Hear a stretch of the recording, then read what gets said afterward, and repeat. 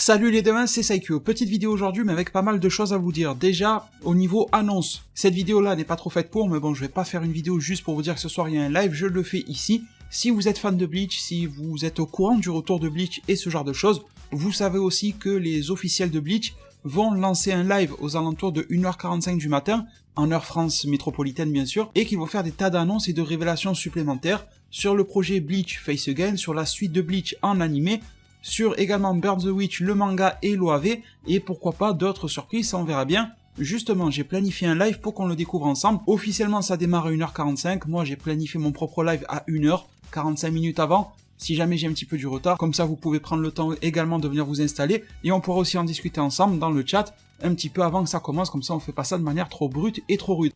En tout cas, je vous mets le lien du live dans la description et dans la zone commentaire. Je le mettrai en épinglé, n'hésitez pas à définir un rappel, comme ça vous aurez la notification du live. Ça va se passer assez tard parce que ça se passe en heure japonaise avec le décalage. C'est un petit peu comme Dragon Ball Super à l'époque, voilà. Il faut être réveillé tard dans la nuit pour pouvoir y assister.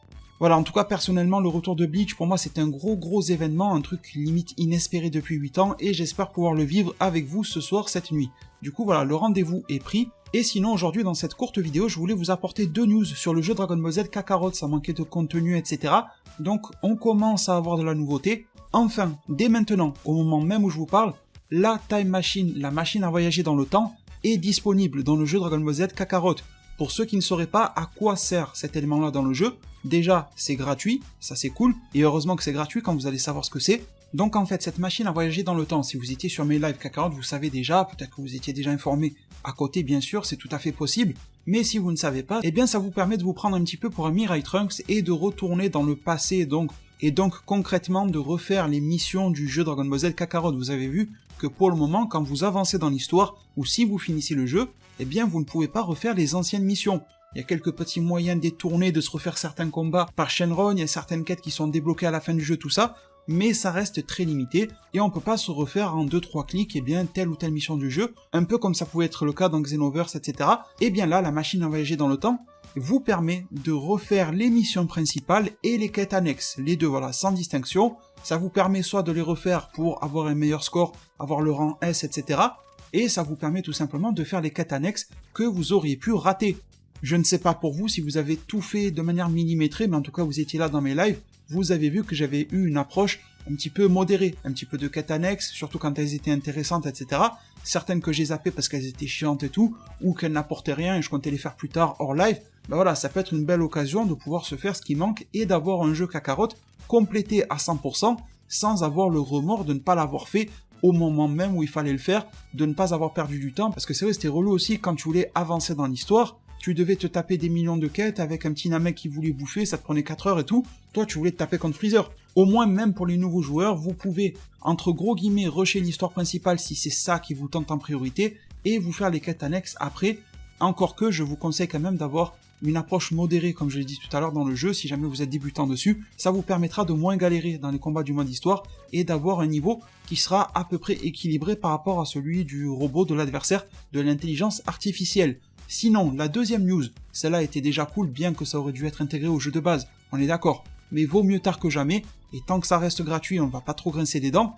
Par contre, de l'autre côté, nous avons de nouvelles infos par rapport au prochain DLC du jeu. Alors il y aura un DLC qui sera en termes d'assets, on va appeler ça comme ça, qui sera pour le pack de musique, vous le savez déjà, qui sera vendu au Japon au prix de 1389 yens. Quand on convertit cela, ça donne 11,60 €, donc attendez-vous à un prix d'environ 12 €. Un pack de musique tiré de l'anime original, donc on s'attend à ce qu'il y ait beaucoup de musique de l'anime original, mais il n'y aura pas tout, ne vous attendez pas à mettre 12 €, et vous avez toute une librairie de toutes les musiques originales, des 291 épisodes de DBZ. En tout cas, personnellement, je n'y crois pas, je pense que ça va être une sélection comme pour Fighters, et comme pour Xenoverse, et la crainte que j'ai, c'est que la sélection soit à peu près la même, j'aurais préféré qu'il l'étoffe. Bref, on verra quelles sont les annonces par rapport à ça, mais sinon, le DLC en termes de contenu jouable, c'est tout simplement un DLC qui est prévu pour printemps 2020, sans qu'il y ait de date précise qui nous soit donnée, mais on y apprend que l'on va avoir Goku SSJ God et Vegeta SSJ God. Vous ne rêvez pas, Vegeta SSJ God, Goku SSJ God, ça semblait plutôt logique, Battle of Gods, etc. Vegeta, c'était un petit peu plus difficile, parce que il fait sa première apparition dans le manga, dans l'arc Zamasu, Goku Black, tout ça, en SSJ God, et dans une version animée, la première fois et la seule fois où on l'a vu, c'est dans le film Dragon Ball Super Broly. il se bat contre Broly, justement, Formicari, tout ça, à l'aide du SSJ God. Et on l'a jamais vu auparavant, donc intégrer Vegeta SSJ God dans Battle of Gods et Beerus au tout début de Dragon Ball Super, ça semblait un petit peu compliqué, mais nous avons des informations par rapport à ça. Ces informations nous proviennent du magazine japonais V-Jump, et je remercie DBS Hype et Dragon Ball Super-France.fr, je vais faire un mix des informations qu'ils nous ont apportées, je vous montre aussi les visuels des personnages, officiels bien évidemment, Vegeta SSJ God et Goku SSJ God. On nous dit que nous allons avoir un nouveau pan d'histoire dans ce DLC là, un nouvel épisode comme il l'appelle dans le jeu, qui s'appellera Un Nouvel Éveil, partie 1, entraînement avec Whis. Si vous prenez ce DLC, vous n'aurez pas besoin de terminer le jeu pour pouvoir y jouer. Ce passage avec Goku SSJ God, Vegeta SSJ God sera jouable. Déjà, je me demande comment ils vont l'implémenter. Imaginons que tu démarres, t'es à la saga Raditz, Gohan il est encore petit et tout, Goku est mort même. Comment est-ce que tu peux implémenter dans ce semi-open world le fait que Goku et Vegeta aient le SSJ God? Un peu spécial, je pense qu'ils vont peut-être faire un deuxième menu pour accéder à ce DLC là, pour pas qu'ils viennent emmêler l'histoire originale. Ça m'a l'air un petit peu compliqué, leur système, de pouvoir jouer à ce DLC là, même si t'as pas fini l'histoire, forcément c'est pour l'appât du gain. On sait très bien que la grosse majorité des joueurs ne finissent pas leurs jeux vidéo. Je crois que j'avais vu une étude il y a longtemps qui montrait que la majorité des joueurs font 15 à 20% de leur jeu et après ils lâchent l'affaire. Donc ils doivent se dire que si tu comptes sur les 15-20% qui l'ont fini pour y jouer, tu vas pas te faire d'argent avec ce DLC. Je peux comprendre la démarche financière, mais après, à imbriquer dans le jeu, ça me semble un petit peu compliqué, on verra bien. Et on nous dit que cet épisode, donc partie 1, un nouvel éveil, entraînement avec Whis, permettra de débloquer la transformation Super Saiyan God pour Goku et Vegeta, en suivant l'entraînement de Whis, qui rapportera une grande quantité d'expérience. La transformation en SSJ God débloquera de nouvelles techniques. Par la suite, il sera également possible d'affronter Beerus. Donc vous voyez que pour le moment, on n'est pas directement dans un DLC Battle of God. Ça va probablement arriver, mais j'ai l'impression qu'ils vont faire vraiment pérenniser ce DBZ Kakarot en mettant même une préquelle à Battle of Gods, qui est plutôt des bienvenus. Je trouve ça cool d'avoir une histoire qui pourrait s'intégrer justement au canon Dragon Ball, en vous rappelant que l'on avait déjà un produit dérivé que je vous ai présenté à 2 reprises sur ma chaîne YouTube, qui nous disait que, en effet, Vegeta avait obtenu le SSJ God par le biais de son entraînement auprès de Whis et de Beerus. Donc vous voyez que Kakarot reste dans la même lignée que ça. Après, ça reste aussi bizarre étant donné que Vegeta n'a jamais, absolument jamais sorti le God, jusqu'au manga face à Zamasu et jusqu'au film DBS Broly face à Broly. Pourquoi ne pas l'avoir sorti avant, au tournoi du pouvoir? Ça aurait pu être une stratégie très efficace, comme ça n'est servi Goku pour se reposer un petit peu tout ça.